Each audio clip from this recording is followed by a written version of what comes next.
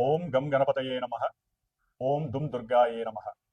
ఓం శరణాగత దీనార్త పరిత్రాణ పరాయణే సర్వస్యార్తి హరే దేవి నారాయణీ నమోస్తుతే. సర్వమంగళ మాంగళ్యే శివే సర్వార్థ సాధికే శరణ్యే త్రయంబికే దేవి నారాయణీ నమోస్తుతే. శ్రీ మహాకాళీ శ్రీ మహాలక్ష్మి శ్రీ మహాసరస్వతి దేవ్యై నమో నమః. వీక్షించేటటువంటి ప్రేక్షకులందరికీ కూడా దుర్గాదేవి అనుగ్రహం కలుగ్గాక.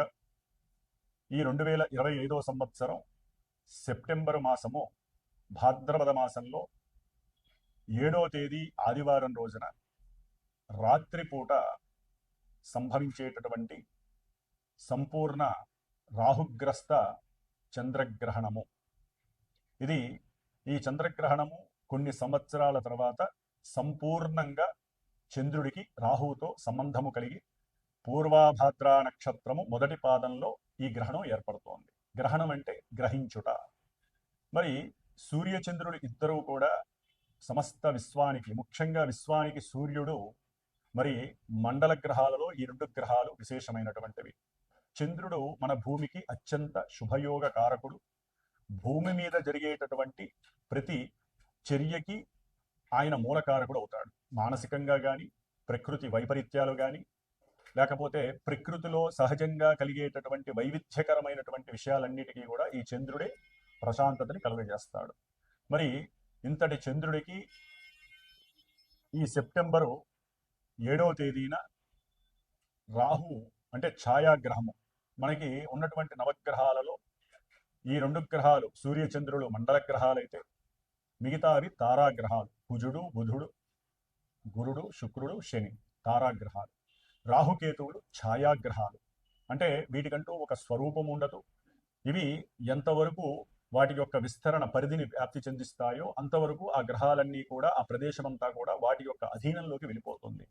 ఏ నక్షత్రంలో రాహు ఉంటాడో, కేతు ఉంటాడో ఆ నక్షత్ర అధిపతి, అట్లాగే ఆయన ఇచ్చే ఫలితాలన్నీ కూడా రాహుకేతువులు ఇస్తారు.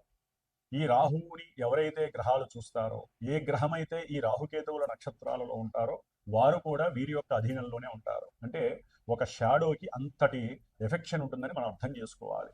మరి ఇప్పుడు మనకి భూమండలంలో, ముఖ్యంగా మన భరతఖండంలో, ఇంకా కొన్ని దేశాల్లో కూడా ఈ యొక్క చంద్రగ్రహణం ఉంది. ముఖ్యంగా మనం భారతదేశంలో ఉంటున్నాం కాబట్టి భారతదేశంలో నివసించేటటువంటి వారందరికీ కూడా ఈ యొక్క సెప్టెంబర్ 7వ తేదీన పూర్వాభాద్ర నక్షత్రయుక్త రాహుగ్రస్త సంపూర్ణ చంద్రగ్రహణము. దీని యొక్క విశేషాలను మనం పరిశీలించుకొని ఏ ఏ రాశుల వారికి శుభాలు కలుగుతాయనే విషయాల్ని, అశుభాలు కలుగుతాయో మనం తెలుసుకుందాం. ముఖ్యంగా ఈ యొక్క 7వ తారీఖున ఆదివారం అవ్వటము, పౌర్ణమి అవ్వటము, భాద్రపద పూర్ణిమ. అంటే మనకి ఈ యొక్క గ్రహణాలు ఎప్పుడూ కూడా చంద్రగ్రహణము పౌర్ణమి తిథులయందు, అట్లాగే సూర్యగ్రహణం ఉదయము సూర్యుడి యొక్క పగలపూట అవుతాయి అన్నమాట సూర్యగ్రహణము. అది రాహుకేతువులతో ఎవరితోనైనా కావచ్చు. అంటే ఈ సూర్యుడు, చంద్రుడు, భూమి ఒక నిర్ణీతమైనటువంటి నిర్దిష్టమైనటువంటి కక్షల్లోకి వచ్చినప్పుడు, ముఖ్యంగా చంద్రుడు 1 డిగ్రీ 3 నిమిషాల యొక్క తన యొక్క శరం మీద, అంటే ఒక పాయింట్ మీదకి వచ్చినప్పుడు కంపల్సరీ ఈ గ్రహణాలు ఏర్పడతాయి. ఒక్కోసారి సంవత్సరానికి 2 రావచ్చు, 1 రావచ్చు, ఒక్కోసారి 2 ఏళ్ళకి ఒకసారి రావచ్చు. కాబట్టి మరి ఇది రాత్రిపూట సెప్టెంబర్ 7వ తేదీ రాత్రి 9:57 అటు ఇటుగా మనకి గ్రహణ స్పర్శకాలము ప్రారంభమవుతోంది. ఇది మళ్ళీ మనకి ఈ గ్రహణంలో నిమీలన కాలము, అంటే గ్రహణము ఆ యొక్క రాహు యొక్క ఛాయ చంద్రుణ్ణి గ్రహించేటటువంటి సమయము రాత్రి 10:56 అంటే ఈ లోపల మనం పట్టు స్నానం చేసేయాలి. ఇది మరలా అలా జరుగుతూ ఆ గ్రహణం నిమీలనం అంటే పట్టుకునే సమయం. ఇక మనకి గ్రహణ మధ్యకాలం ఉంటుంది.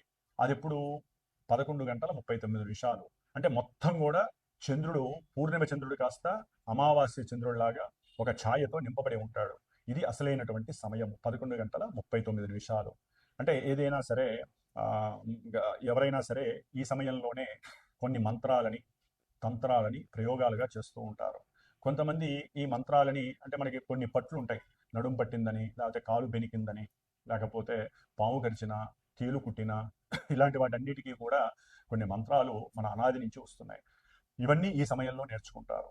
అట్లాగే వైదిక ధర్మం ప్రకారం ఈ సమయంలో కొంతమంది వారి యొక్క తారాబలాన్ని అనుసరించి గురువుల యొక్క ముఖత గురువుల యొక్క సమక్షంలో చక్కగా పట్టు స్నానం చేసి మణిబట్టలు ధరించి ఆ అమ్మవారికి సంబంధించినవో గణపతికి సంబంధించినవో లేకపోతే కొన్ని ఉంటాయి శ్రీ విద్యా ఉపాసనలో ముఖ్యమైనటువంటివి చండీ మూలమంత్రాలు గణపతి మూలమంత్రాలు గురువు ద్వారా ఉపదేశం తీసుకుంటారు. ఇది వాళ్ళ జీవితాంతం అది చేసుకుంటూ ఉంటే ఈ గ్రహణ సమయంలో ఇది ఒక మంచి ఉపయోగకరమైనటువంటిది మానవులకి.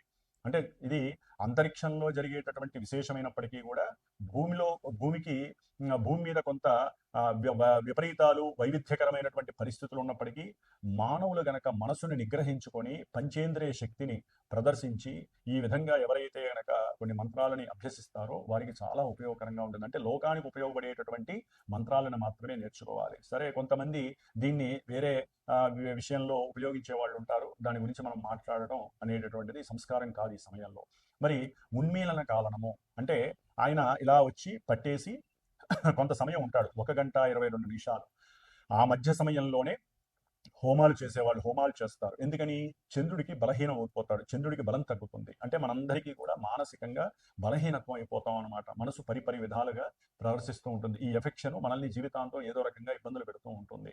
కాబట్టి ఈ సమయంలో మరి గర్భిణీ స్త్రీలు కొంతమంది కొన్ని రాసుల వాళ్ళు అసలు ఎవరైనా సరే గర్భం ధరించినటువంటి స్త్రీలు బయటికి రాకుండా ఉండటం ఈ 4 గంటలు మంచిది. వారు పెందరాడే భోజనం చేసేయటం. ఎందుకంటే ఈ గ్రహణ సమయంలో సాధ్యమైనంత వరకు 8-9 గంటల మధ్యలో ముందే, అంటే మధ్యాహ్నం 1 గంట లేకపోతే 1:30 మధ్యలోనే భోజనాలు అవి చేసేస్తారు. ఎవరైనా ఆబ్దికాలు కానీ పిండాపిత్ర యజ్ఞాలు కానీ లేకపోతే తర్పణాలు వదలటం కానీ ఇవన్నీ కూడా చేసేసుకోవాలి, ఆబ్దిక చర్యలన్నీ కూడా. ఆ తర్వాత భోజనానికి పనికిరాదు. సరే, కొంతమంది పెద్దవాళ్ళు ఉంటారు, వాళ్ళు ఆగలేకపోయినా లేకపోతే పసిపిల్లలు కానీ కొంతమంది పేషెంట్లు ఉంటారు, వారికి కానివ్వండి సాయంత్రం ఎట్టి పరిస్థితుల్లో 4-5 లోపల భుజించడం శ్రేయస్కరం. ఎందుకంటే దీని వలన ఎన్నో రకాలైనటువంటి జీర్ణక్రియలో కానీ జీర్ణాశయంలో కానీ కొన్ని విషతుల్యం అయ్యేటటువంటి అవకాశం ఉంటుంది. ఫుడ్ విషతుల్యం అవుతుంది. అందుకని దర్భలు వేస్తూ ఉంటారు ఇళ్లలో. తప్పకుండా అందరూ కూడా మనం తినే ఆహార పదార్థాలు అంటే ఆ రోజు చేసుకున్న ఆహార పదార్థాలు అన్నము కానీ పప్పులు కూరలు అవి పనికిరావండి. ఎవరికన్నా దానం చేసేసేయండి. మనకి ఊరగాయ పచ్చళ్ళు కానీ లేకపోతే మంచినీళ్ళు ఉంటే పట్టుకొని పెట్టుకుంటారు, లేకపోతే వాటర్ ట్యాంకులు ఉంటే అపార్ట్మెంట్లు అవి కానీ చెరువుల్లో దగ్గరలో చెరువులు అలా వాటి యాక్చువల్ ఏంటంటే చెరువులు నదులకి సంబంధం ఉండదు, బావిలో కానీ అట్లా కొంతమంది ఈ దర్భలు వేస్తారు. ఇది అమృత తుల్యమైనటువంటివి, అంటే అమృతంతో సమానం దర్భలు అనేది. దానికి సంబంధించిన కథ వేరే ఉంటుంది. కాబట్టి ఇంత విశిష్టమైనటువంటి ఈ దర్భని మరి మన ఇళ్లలో దేవాలయాల్లో వాళ్ళు ఇటు పురోహితులు పూజారులు వేసుకుంటారు.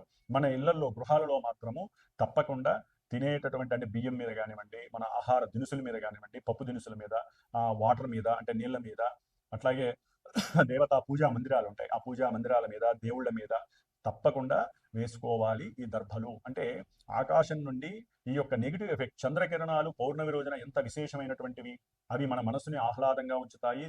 అట్లాగే మన గృహ పరిసరాలని వాతావరణ పరిసరాలని కూడా అద్భుతంగా ఉంచుతుంది. మరి ఆయనకి ఈ రాహు అనే ఛాయ ద్వారా గ్రహణం బట్టి విషతుల్యమైనటువంటి కిరణాలు, అసలైన కిరణాలు పక్కకు వెళ్ళి ఈ ఛాయ ద్వారా వచ్చేటటువంటి కిరణాలు భూమి మీదకి ప్రసరింపబడుతూ ఉంటాయి. అందుకనే ఇన్ని రకాల జాగ్రత్తలు తీసుకుంటారు. అనాది కాలం నుండి ఇప్పుడు వచ్చినవి కాదు. కొంతమంది అనాగరికంగా మాట్లాడే వాళ్ళు ఉంటారు, వాళ్ళతో మనం చర్చించడం కానీ వాళ్ళతో డిబేట్లు పెట్టడం కానీ వాళ్ళతో మాట్లాడి మనం గెలవాలనుకోవడం కూడా మూర్ఖత్వం అని నా భావన. ఎందుకంటే మన ఇది సనాతన ధర్మంలో ఇవన్నీ కూడా ఆచారాలు సాంప్రదాయాలు పూర్వం నుండి ఒక సైంటిఫిక్ రీజన్తో మనకి ఏర్పాటు చేశారు మన యొక్క పెద్దలు. కాబట్టి దీన్ని ఇలాగే ఉంచు, మనం పాటిద్దాం. దీనివల్ల పోయేదేముంది, తినేవాళ్ళు తింటారు. సాధ్యమంతరకు ఆ సమయంలో సాయంత్రం 6 తర్వాత ఎవరు భోజన సంస్కారం చేయకండి. తెల్లవారి పూజలు చేసుకొని గ్రహణం అంటే ఇప్పుడు మనం ఇందాక చెప్పుకున్నట్టుగా మన గ్రహణ సమయంలో ఉన్మీలన కాలం 12 గంటల 20 నిమిషాలకి, అంటే చంద్రుణ్ణి రాహు యొక్క ఛాయ నిదానంగా వదిలేస్తుంది. మోక్షకాలం పూర్తిగా వదిలేసి మళ్ళీ పరిపూర్ణమైనటువంటి పూర్ణ చంద్రుడు వస్తాడు అర్ధరాత్రి, అంటే సెప్టెంబర్ 8వ తేదీ, అంటే 12 దాటింది కాబట్టి సెప్టెంబర్ 8వ తేదీ 1 గంట అర్ధరాత్రి 1 గంట 29 నిమిషాలకి పూర్తిగా రాహు అనేటటువంటి ఛాయాగ్రహం, అంటే చంద్రుడు పూర్తిగా ఆయనలోంచి బయటకు వచ్చేసి పూర్ణ చంద్రుడిగా మనకు కనిపిస్తాడు.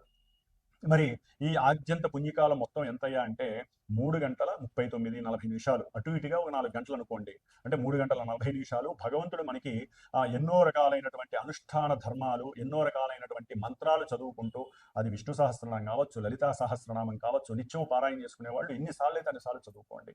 అదే ఓం నమ శివాయ అనే మంత్రాన్ని కానీ, ఓం నమో నారాయణాయ అనేటటువంటి అష్టాక్షరిని కానీ, ఓం నమో భగవతే రుద్రాయ లేదా ఓం గం గణపతయే నమః, ఓం దుమ్ దుర్గాయే నమః, ఇట్లా బీజాక్షర మంత్రాలు ఏదైనా ఉంటే ప్రశాంతంగా కూర్చొని మనకి మానసికంగా అంటే ఆ పైనుంచి వచ్చేటటువంటి నెగిటివ్ వైబ్రేషన్స్ మన శరీరాన్ని, మనసుని, బుద్ధిని కబలించవేయకుండా మనం చేయగలిగిందల్లా ఒకటే, నామస్మరణం కానీ, లేకపోతే దైవ ప్రార్థన కానీ, లేకపోతే ఒక చాంటింగ్, ఒక ఏదో మంత్రాన్ని చాంటింగ్ చేయటం ద్వారా ఆ కిరణాలు మన దాకా రాకుండా ఆ చాంటింగ్ యొక్క ఫ్రీక్వెన్సీ వైబ్రేషన్ అనేది మన చుట్టూ ఆరాలాగా ప్రదర్శించి మనల్ని ఎవరిని వాళ్ళని కాపాడుతుంది, ఆ గృహాన్ని కాపాడుతుంది. కాబట్టి ఈ విధంగా చేయండి. సరే, కొంతమంది హోమాలు చేసేవాళ్ళు హోమాలు చేస్తారు.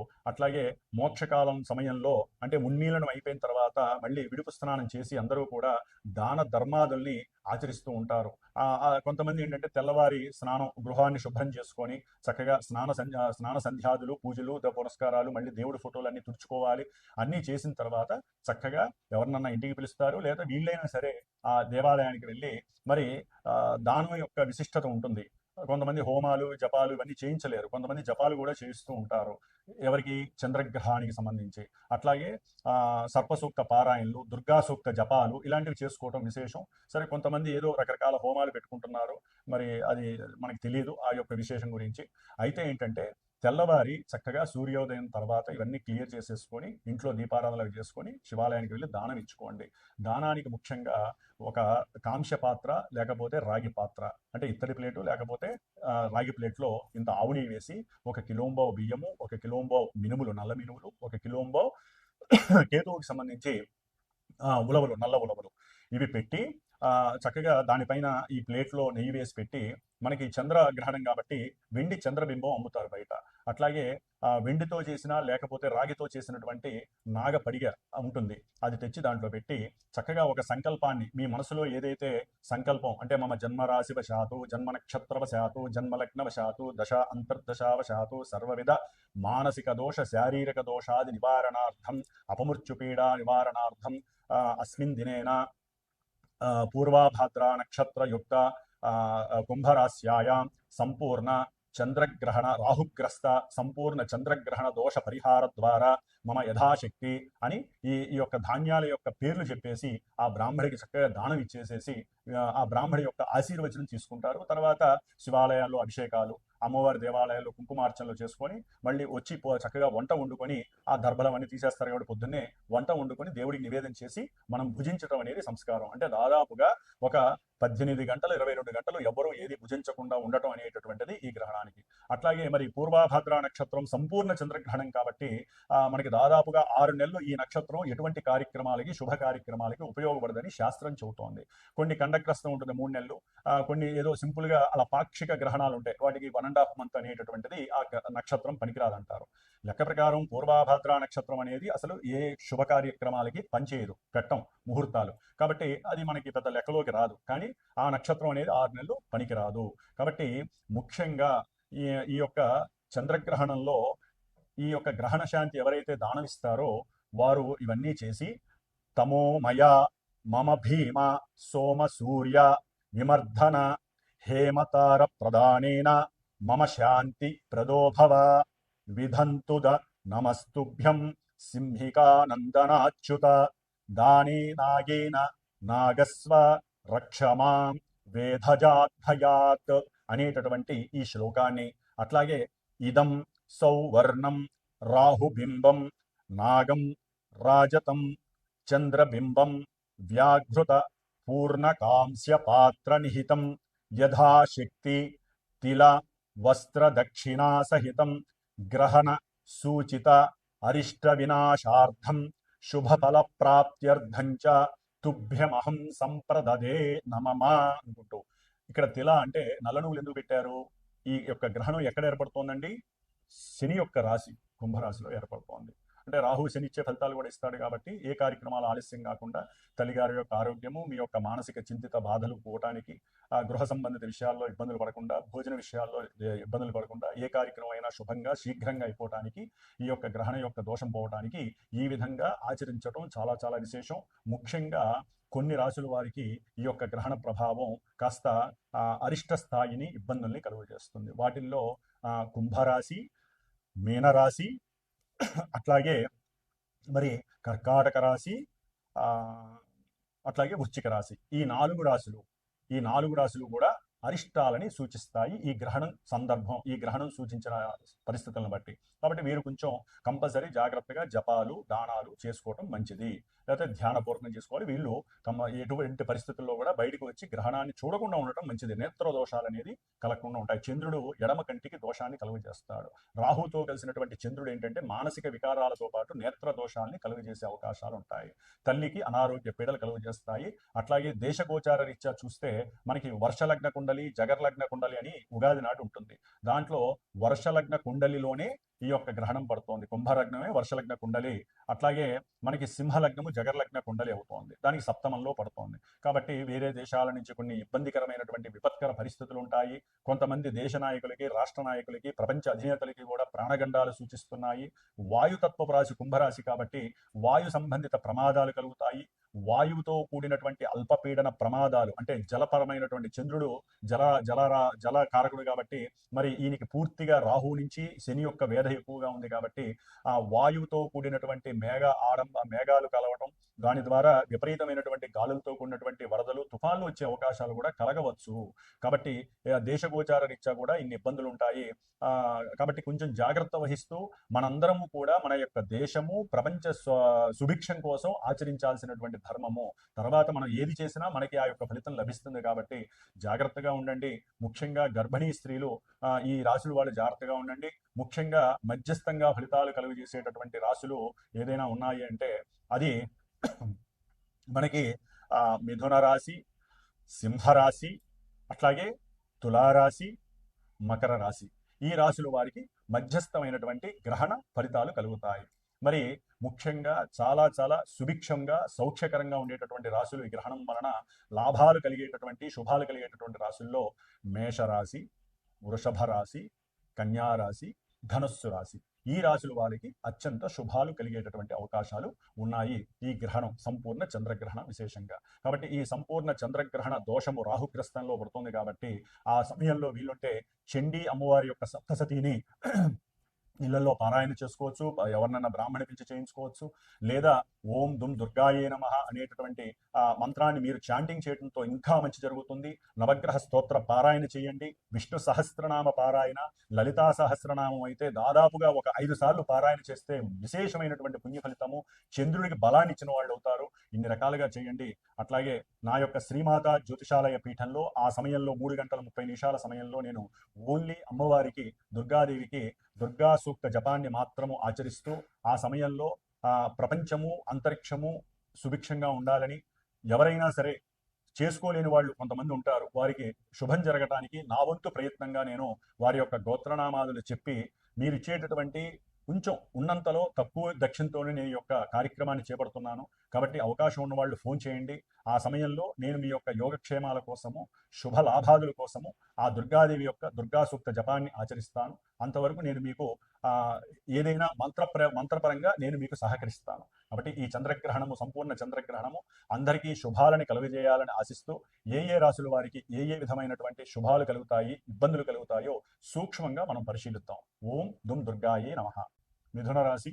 మిథున రాశి వారికి ఈ నెల సెప్టెంబర్ 7వ తేదీన సంభవించేటటువంటి పూర్వాభాద్ర నక్షత్రంలో కుంభరాశిలో ఏర్పడేటటువంటి రాహుగ్రస్త సంపూర్ణ చంద్రగ్రహణము కొంత మధ్యస్థమైనటువంటి పరిస్థితుల్ని కలుగజేస్తోంది. అటు శుభము అశుభము కాకుండా కాస్త మధ్యస్థకరమైనటువంటి లాభాదుల్ని మాత్రమే కలుగజేస్తోంది. అంతగా వాళ్ళు కంగారు పడక్కర్లేదు, అంతగా ఉబ్బిపోవక్కర్లేదు. ఎందుకంటే ఇక్కడ మిథున రాశి వారికి ద్వితీయాధిపతి అంటే కుటుంబ ధనస్థానాధిపతి, వాక్స్థానాధిపతి అయినటువంటి చంద్రుడు, మరి శీఘ్రగమనం కలిగినటువంటి చంద్రుడు భాగ్యస్థానంలో మరి కుంభరాశిలో రాహుతో కలిసి ఉండటం వలన వీరు మాట్లాడేటటువంటి ఉద్యోగాదులు కానీ, లేకపోతే వాక్కుకు సంబంధించి, అంటే వీరు చేసే వ్యాపారంలో మరి ఏ విషయమైనా సరే వాక్కుతోనే ముడిపడి ఉంటుంది కాబట్టి వీరు కనుక కొంచెం ఆలోచించి జాగ్రత్తగా మంచి నడవడికతో సత్ప్రవర్తనతో గనక మనసు పెట్టి గనక మాట్లాడి చేయగలిగితే గనక వీరు విశేషమైనటువంటి భాగ్య ధన సంపద వీరికి కలుగుతోంది. అంటే కొంత మధ్యస్థమైనటువంటి ధన సంపద కలుగుతోంది. అట్లాగే కుటుంబంలో తండ్రి వలన కూడా వీరికి పిత్రార్జితము రావటము, కొన్ని పితృదోషాలు పోవటానికి గ్రహణం సహకరిస్తోంది. అందుకని వీరు ఏం చేయాలంటే ఈ యొక్క గ్రహణం సమయంలో తండ్రితో కాసేపు మాట్లాడటం,